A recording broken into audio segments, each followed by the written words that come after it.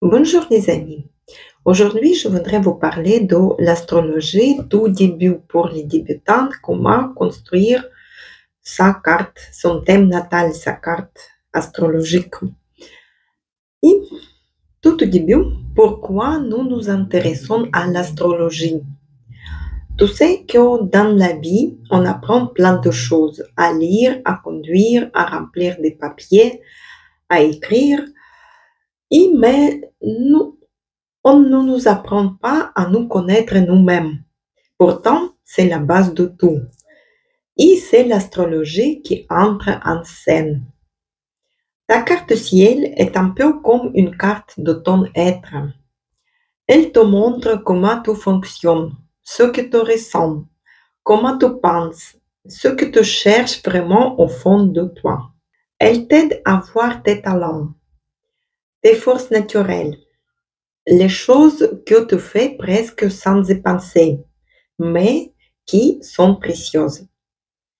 Et elle t'aide aussi à comprendre ce que se coince parfois, là où tu te perds, ou là où tu répètes tes mêmes schémas répétitifs. L'astrologie, ça peut te donner les clés pour mieux te comprendre, déjà soi-même. Et quand tu te comprends mieux, tu fais des choix plus justes, plus alignés, plus de toi. Et aussi pour les enfants, c'est juste magique. Si tu es un parent, l'astrologie peut vraiment t'aider à mieux accompagner ton enfant. Chaque enfant est unique et on le sait, mais parfois on ne comprend pas pourquoi il réagit comme ça ou différemment. Pourquoi il est différent de nous? Pourquoi il a besoin de ça? Ou ce qui pourrait vraiment le faire s'épanouir. Grâce à son thème natal, tu peux repérer ses dons naturels, ses talents, comprendre comment il apprend, ce qui le motive, voir les besoins émotionnels profonds et surtout le guider avec respect sans projeter tes propres attentes ou celles de société. C'est comme une boussole qui t'aide à cultiver ce qu'il est déjà, plutôt que de vouloir le faire entrer dans une moule. Et franchement, pour l'éducation, c'est une game changer. Alors, pourquoi astrologie? Parce que c'est pas une magie, c'est pas une guidance, c'est pas une voyance, c'est de la conscience. C'est psychologie. Les planètes ne décident pas pour toi. Elles te montrent tes tendances, des mouvements, des possibilités. Elles transmettent l'énergie cosmique, mais à toi de choisir. Et plus tu es en phase avec ce qui se passe en toi et autour de toi, plus tu peux avancer avec clarté. Tu comprends mieux tes cycles, tes périodes de doute ou d'élan. Tu cesses de te juger, de commencer à t'accueillir. Et tu vis avec plus de paix, de confiance et d'ancrage. Alors oui, tu devras connaître un peu d'astrologie. Pas pour prédire l'avenir, surtout pas, mais pour mieux te connaître, mieux aimer ceux qui t'entourent et aider tes enfants à devenir pleinement eux-mêmes. Comprendre pourquoi ils sont venus dans son monde. Parce que l'astrologie ne te dit pas ce que tu dois devenir ou personne. Elle te dit juste tout doucement, tu es déjà tout ça et il est temps de te souvenir et de comprendre. L'astrologie fascine depuis des millénaires et le thème natal est appelé carte du ciel est au cœur de cette discipline.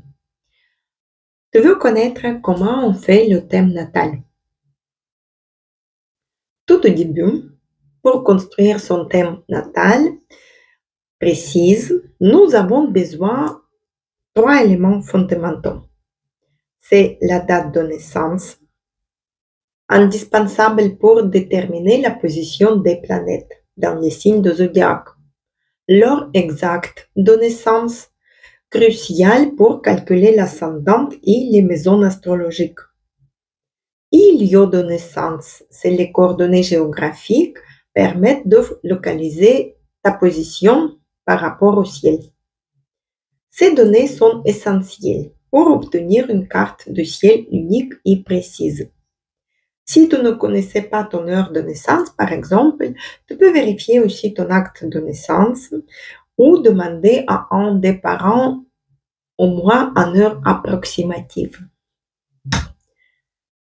Ensuite, dans le temps moderne, on utilise les logiciels astrologiques. C'est logique et mieux, plus facile. Avant, les astrologues sont fait tous les calculs à la main. Nous pouvons utiliser les sites comme astro.com ou astrothème.fr. Ces sites sont gratuits et fiables.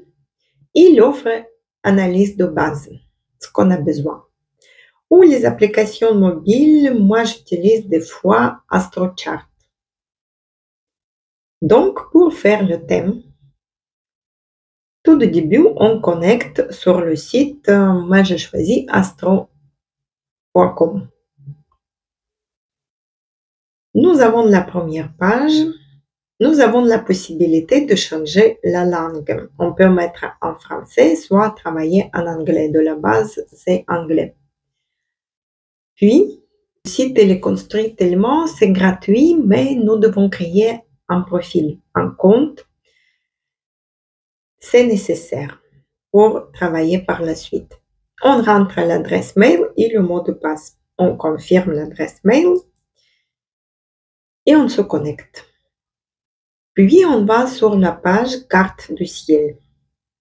En français, ça s'appelle carte du ciel. Ou chart and calculation en anglais. Puis, on choisit l'onglet carte du ciel et ascendante. Puis, on rentre toutes les informations de la personne pour qui nous créons le thème. Au début, peut-être pour soi-même. J'ai entré les données par hasard.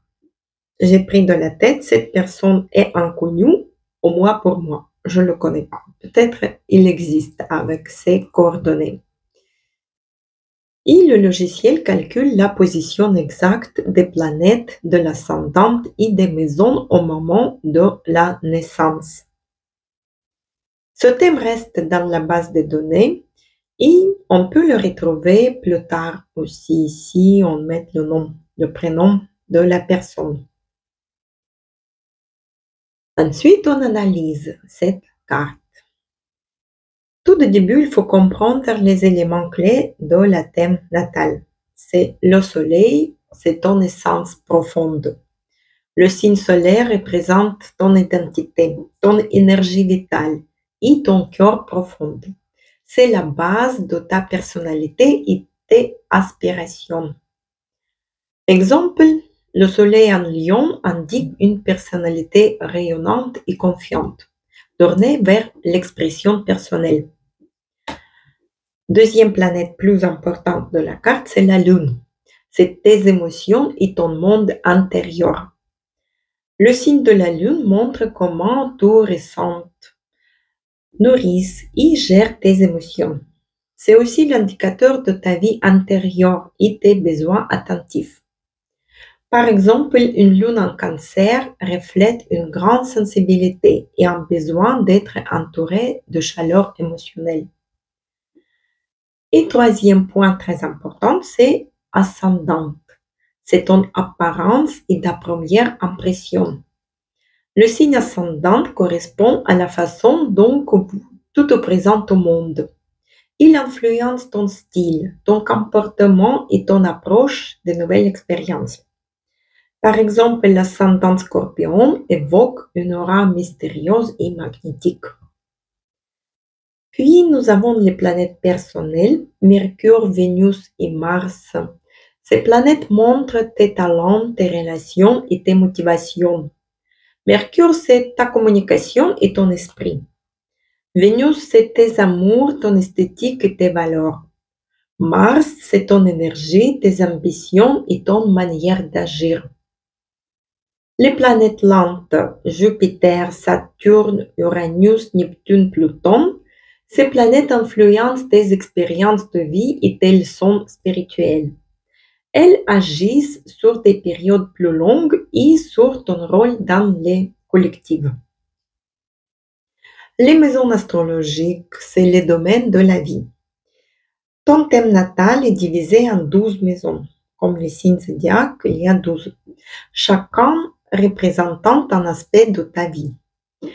Par exemple, plus tard, je vais revenir sur toutes les planètes, les maisons, les signes de zodiaque. Je vais faire les autres vidéos pour approfondir tout ça. Mais maintenant, c'est le petit exemple. Maison 1, par exemple, c'est identité et le corps. Maison 7, c'est les relations, le mariage, les partenaires. Maison 10, c'est la carrière et la reconnaissance sociale. Puis, on prend en compte aussi les aspects, les dialogues entre les planètes. Les aspects, c'est conjonction, opposition, carré, trigone, sextile. Il y a 5 aspects majeurs. Indique comment les planètes interagissent entre elles. Il relève des défis ou des harmonies dans ton personnalité. Par exemple, une conjonction Soleil-Mars indique une énergie intense et une grande détermination. Puis, on analyse et interprète le thème. Donc, pour interpréter le thème, on identifie les placements majeurs des planètes Soleil, Lune et ascendantes. On examine les maisons et les aspects des planètes. On repère les éléments dominants, feu, terre, air ou eau, et la répartition en mode cardinal, fixe ou mutable. Voici en gros ce que représente notre thème natal. Créer son thème natal, c'est ouvrir une porte vers une meilleure compréhension de soi. Les clés de l'astrologie résident dans l'interprétation et la pratique. Tu n'as pas besoin de tout comprendre immédiatement. Chaque élément de ta carte est une invitation à explorer un aspect de toi-même. Bon, les prochaines vidéos, on va développer un peu plus tout ce qui est autour de la carte. Les planètes, les signes de zodiaque, les éléments, les croix principaux et les aspects. Voici les amis. Si ça vous intéresse, mettez un like, abonnez-vous, c'est gratuit et pour ne pas rater les prochaines vidéos. Et à très bientôt. Bye bye.